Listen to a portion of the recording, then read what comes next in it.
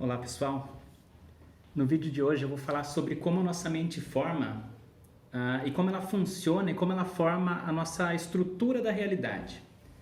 Então, a PNL é o estudo de como a nossa mente vem organizando as informações, recebendo informações e processando as informações.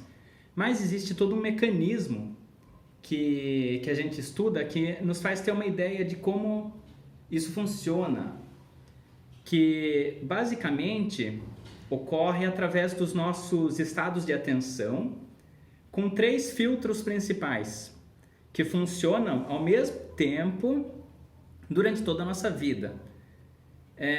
Vamos pensar assim, enquanto algo está acontecendo a cada momento da nossa vida, existem milhões de informações que os nossos órgãos de sentidos estão captando, estão absorvendo. Órgãos de sentido são olhos, ouvido, nariz, pele, língua, boca e tudo mais. Então, os 5 sentidos nossos estão absorvendo milhares de informações por segundo. E, obviamente, se a gente fosse conseguir processar tudo isso ao mesmo tempo, conscientemente, a gente ficaria louco. A gente não daria conta de processar isso. Então, existe um mecanismo que a nossa mente faz, que é omitir mais de, não sei exatamente uma estimativa, mas mais de 99% provavelmente dessa quantidade, dessa enxurrada de informações, e a gente só consegue prestar atenção numa parcela mínima disso. Então, muitas coisas se perdem e acabam sendo processadas apenas no nível inconsciente da gente. O nosso consciente não se dá conta daquilo. Então, o filtro da omissão, também conhecido em algumas traduções como deleção, ele é basicamente a chave da nossa sanidade mental. Se a gente processasse todas as informações ao mesmo tempo, a gente não conseguiria sobreviver, a gente não conseguiria fazer nada. Então, enquanto você está aqui provavelmente prestando atenção nessas coisas que eu estou falando, talvez comparando com coisas que você já viu ou já pensou, ou agora percebendo se isso faz sentido para você, você não deve estar, por exemplo, consciente que você está respirando agora, ou da sensação da sua mão esquerda fazendo alguma coisa, ou dos outros sons do ambiente. Então, na medida que eu vou falando dessas coisas, você provavelmente vai levando a atenção para essas coisas. Mas o seu estado de atenção anterior provavelmente não estava nessas coisas. E quando você presta atenção nisso, automaticamente você tem que abrir mão de prestar atenção em algumas coisas. Então, 2 pessoas que vivem um mesmo fato, um mesmo evento, naturalmente deletam coisas diferentes, de acordo com a atenção de cada uma. E é muito comum 2 pessoas falarem sobre um mesmo evento, sendo que uma não se recorda, às vezes, de coisas que a outra pessoa se recorda. E a outra, a mesma coisa, porque cada uma estava atenta ali em algumas coisas. Um outro filtro, um segundo filtro, é o filtro da generalização. O que é isso? Generalização é quando você pega um exemplo de alguma coisa e automaticamente assume que todas as outras coisas parecidas são daquela mesma forma. Por exemplo, uma vez uma determinada pessoa te enganou.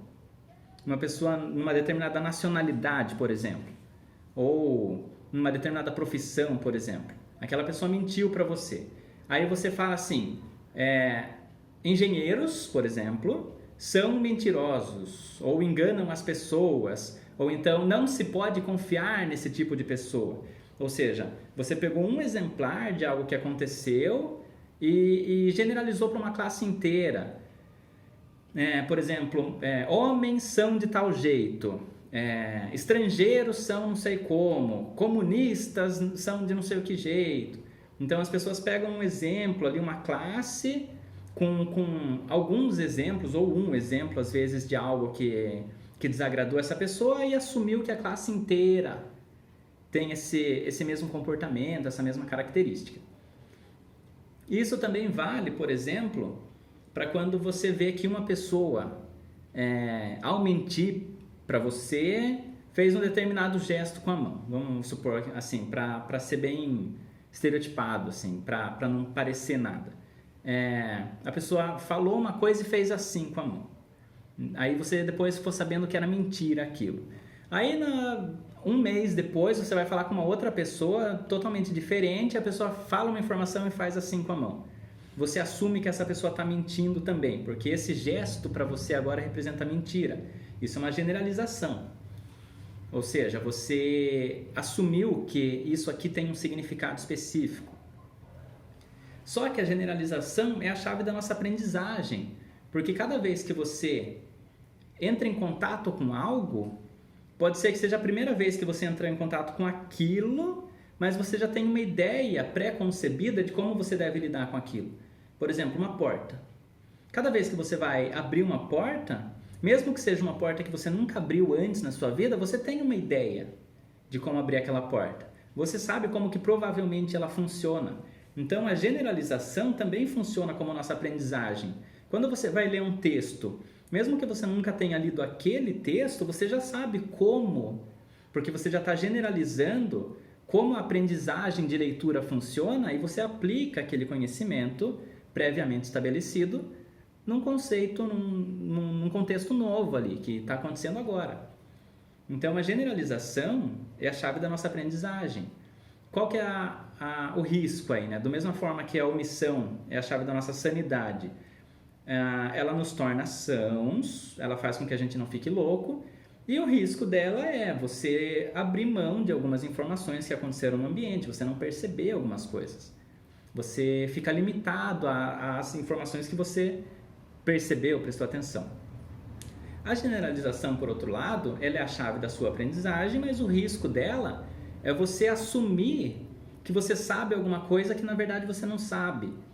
E a nossa mente está sempre comparando a situação que está acontecendo com as informações previamente armazenadas na nossa mente, e ela compara com situações anteriores e nos mostra como a gente deve se sentir ou se comportar naquela situação. Ou seja, eu vejo uma coisa que eu nunca vi, mas eu comparo com algo que eu já sei, uma experiência passada, e tenho uma reação. Pode ser uma reação emocional, pode ser uma reação comportamental, pensando nos vídeos anteriores, né, que eu falei da representação interna, emoção interna e comportamento externo. Eu posso pensar alguma coisa, me sentir de uma determinada forma ou me comportar de uma determinada forma, porque a minha mente pegou aquela situação, comparou com algo que já existe na minha mente, nas minhas memórias, nas minhas crenças anteriores, e me trouxe uma resposta. Nessa situação você tem que agir desse jeito. E às vezes a gente vai agindo no automático e muitas vezes aquela ação que a gente adotou ou aquela emoção não era a mais apropriada, mas foi a única que estava disponível naquele contexto. E o terceiro filtro que eu vou falar nesse vídeo, e o último, é o da distorção. Distorção é quando você dá significado para alguma coisa. Quando você vê uma coisa e dá um nome para aquilo.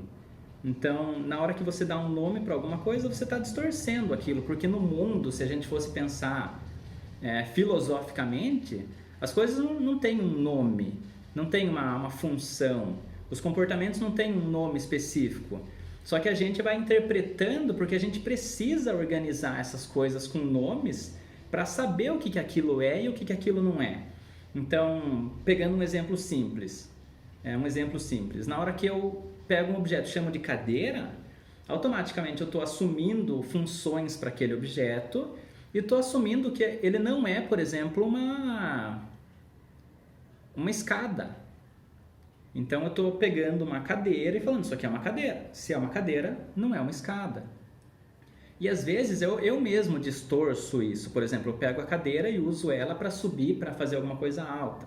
Então a cadeira previamente foi criada por alguém para sentar, e aí você pega e distorce a finalidade daquela cadeira para subir e alcançar alguma coisa alta. Só que o que acontece com a distorção? Ela é a chave da nossa criatividade. Cada vez que a gente cria algo que não existe, a gente está distorcendo alguma coisa.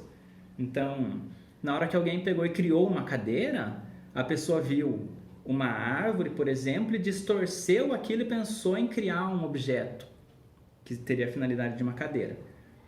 Só que isso um ponto criativo. Se não existisse distorção, a gente até hoje viveria em florestas e não existiria nem lanças, por exemplo.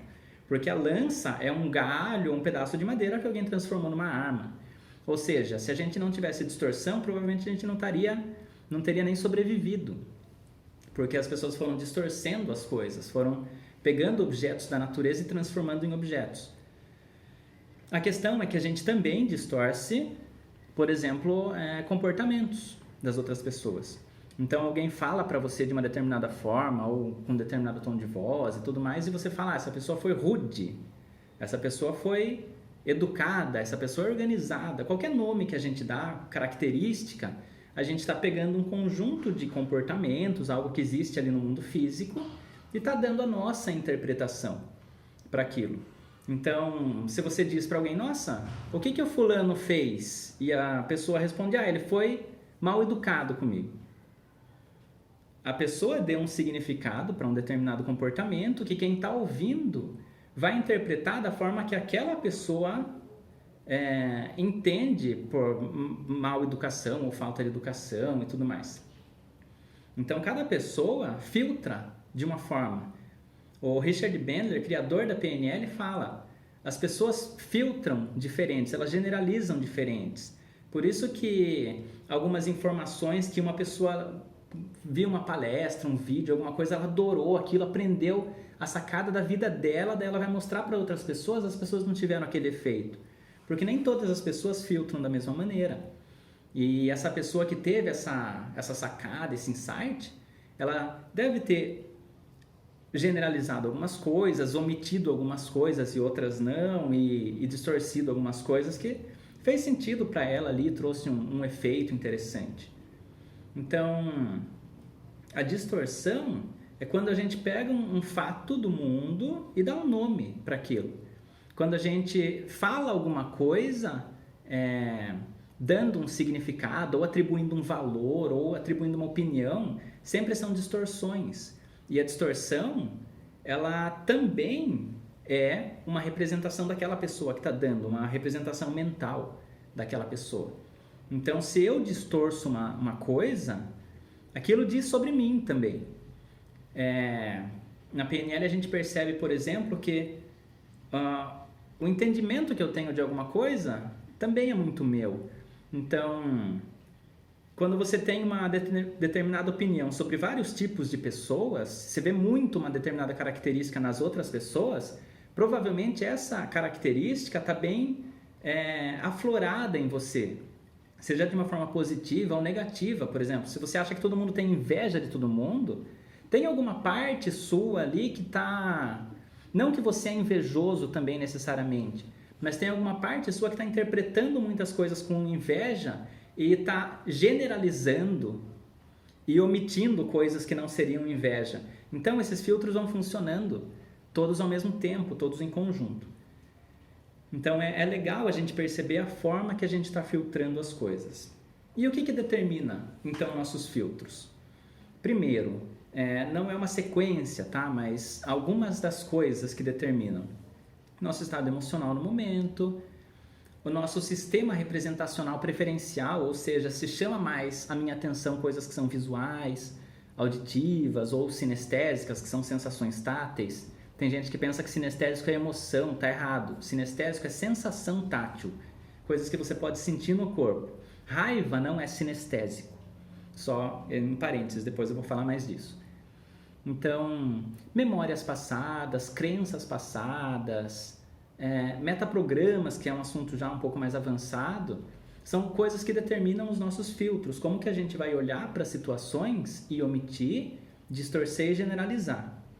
E aí, então, depois de feito tudo isso, eu vivi uma situação, passei por esses 3 filtros, recebi uma parcela mínima de informação, porque eu omiti a maioria. Aí eu generalizo, distorço e tudo mais, isso vai formar o que a gente chama na PNL de mapa de mundo, que é o nosso modelo mental das coisas, o nosso modelo mental do mundo. E a gente vai fazendo isso desde criança. Então, quando a gente é criança, a gente vai aprendendo a dar nomes para as coisas, a gente vai prestando atenção e tudo mais. E cada coisa que você filtra já está sendo influenciado pelas coisas e pela forma que você filtrou anteriormente. Ou seja, o seu mapa de mundo é só seu. A sua opinião é sua, não é o certo. Não existe certo. Todo mundo está errado, porque todo mundo filtrou, omitiu e generalizou as coisas. Então, a gente vai repetindo esse processo. E a gente filtra as informações, então, e forma o nosso modelo de mundo. E depois, quando a gente recebe uma informação, a nossa mente determina a forma que a gente vai se comportar. Então, se a gente fosse pegar um esqueminha, por exemplo, dentre todas as coisas que acontecem no contexto que você está, você presta atenção numa parcela mínima. Aí essa parcela que está acontecendo, você dá um significado. Você compara com o que já existe na sua mente, o que é parecido, e você dá um significado para aquilo. Muitas vezes o significado que você deu gera uma emoção. Por exemplo, se você dá um significado positivo para uma coisa, você se sente bem. Se você dá um significado negativo, você se sente mal.